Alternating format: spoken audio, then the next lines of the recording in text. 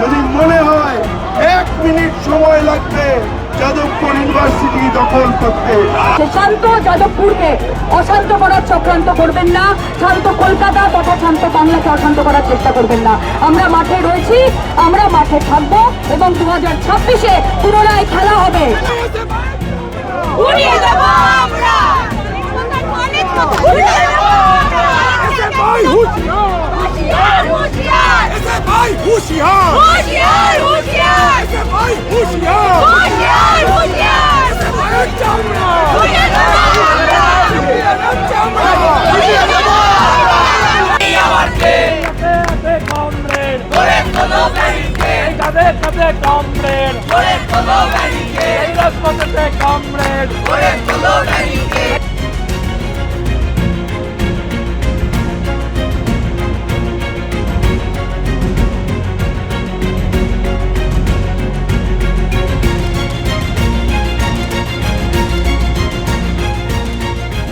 যাদবপুর বিশ্ববিদ্যালয় ক্যাম্পাসের মধ্যে আক্রান্ত শিক্ষামন্ত্রী এবং তার গাড়ি, এই অভিযোগ তুলে রীতিমতো এবার পথে নামলেন রাজ্যের আরেক মন্ত্রী।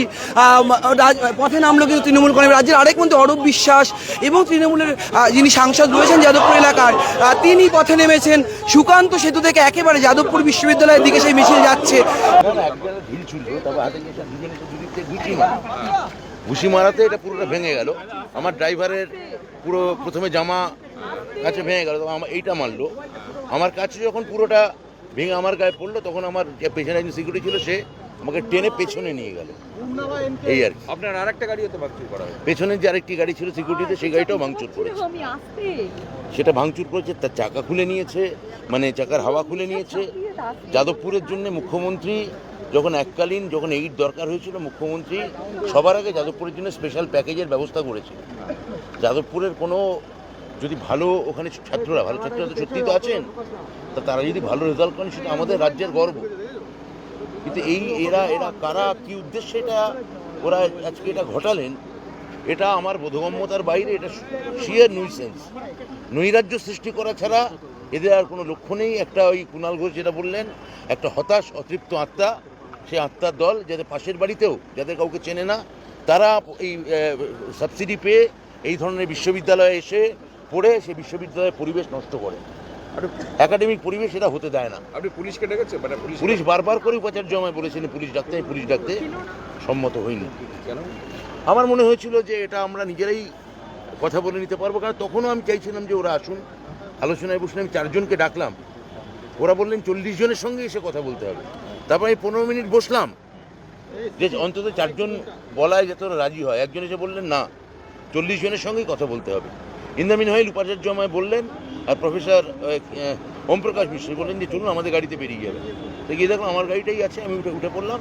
তারপর এই ইট, লাঠি, গুলি, গালাগাল, গুলি বর্ষণ, এই লাঠি বর্ষণ এসবই চললো। চিকিৎসকরা বললেন যে একটা প্রেশারে, আমি এত ডিটেল বলবো না। আমি বলছি আমি ঠিক আছি, আমি সুস্থ আছি, আমি ভালো আছি। আমার অনেক অধ্যাপিকা আহত, আমি তাদের নিয়ে অনেক বেশি, নিজের থেকে তাদের থেকে ব্যাপার অনেক বেশি কনসার্ন।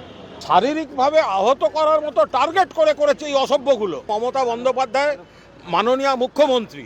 তো ফলে আমরা তো ওইভাবে বলতে পারি না যে যারা মেরেছে তাদের অমুক, কিন্তু আমাদের ধৈর্যের পরীক্ষা যেন না নেয়। নিশ্চিতভাবে মাননীয় শিক্ষামন্ত্রী তার যে কুৎসিত অভিজ্ঞতা হয়েছে, যেভাবে তৃণমূলের অধ্যাপক সংগঠনের ঘোষিত সম্মেলন বানচাল করার চেষ্টা করেছে, ফলে এরপর যা গণতান্ত্রিকভাবে যথাযথ ব্যবস্থা নেওয়ার নিশ্চিতভাবে প্রশাসন এবং দল গোটাটাই বিবেচনা করে দেখবে। কিন্তু যে বার্তাটা যাচ্ছে, তাহলে আমাদের ছেলেদেরও তো আবেগে লাগছে। আরে ব্রাত্য বসু এখানে সামনে বসে আমাদের মন্ত্রীকে গাড়িতে মারবে, আমাদের মন্ত্রীর গাড়ির কাঁচ ভেঙে দেবে। দিয়েছেন আজকে শিক্ষামন্ত্রীকে নিগৃহীত করেছেন, তিনি SSKM হাসপাতালে ভর্তি। আমাদের শিক্ষা বন্ধুদের যে অফিস ঘর সেটাকে জ্বালিয়ে দিয়েছেন। এটা কোন শিক্ষায়তন? কোথায় গণতন্ত্র? কারা গণতন্ত্রের জন্য চিৎকার করছে? ওরা যদি আমাদের দুর্বল ভাবে, তাহলে ওরা মূর্খের স্বর্গে বাস করছে। আজ থেকে যাদবপুরে গণতন্ত্র ফিরিয়ে আনার লড়াই শুরু হলো। লড়াই আগামী দিন চলবে। এটা তো CPM SFI এদের কালচার, মানুষকে সমস্যায় ফেলতে হবে, অযথা বিক্ষোভ করতে হবে। আজকে যেটা করেছে সেটা কমপ্লিট নৈরাজ্য। It is absolutely unacceptable. আমরা এটুকুই বলতে চাই যে তৃণমূল কংগ্রেসকে কেউ কমজোর ভাববেন না। মমতা বন্দ্যোপাধ্যায়ের দল অত্যন্ত সহনশীল, সেই জন্য খুব সহনশীলতার সঙ্গে প্রত্যেকটা ম্যাটার হ্যান্ডেল করা হচ্ছে। সম্মান পেতে গেলে সম্মান দিতে জানতে হয়, সম্মান দিতে শিখুন, তারপর সম্মানের অধিকারী হবেন। আপনারা যখন বলছেন তখন দেখা যাচ্ছে পাল্টা বামপন্থী ছাত্র সংগঠন একটা বড় অংশ স্লোগানিং করছে, আপনাদের দিকে তেড়ে আসছেন কথা। শুনুন, আমরা শাসক দল, আমাদেরকে অনেক বেশি সহিষ্ণু হতে হবে এবং মমতা বন্দ্যোপাধ্যায় আমাদেরকে ডেমোক্রেসির ফরে কাজ করতে শিখিয়েছে। ছাত্র ছাত্রীদের প্রতিও মমতা বন্দ্যোপাধ্যায়ের যথেষ্ট স্নেহ ভালোবাসা রয়েছে, ফলত আমরা একটা ডিসিপ্লিনের মধ্যে থেকে যা করার করি। তবে এইটুকু আপনাদের মাধ্যমে আমরা বলে দিতে চাই যে পরবর্তীকালে যদি এরকমভাবেই চলতে থাকে তাহলে আরো বৃহত্তর আকারে কিন্তু তৃণমূল কংগ্রেস রাজপথে নামবে।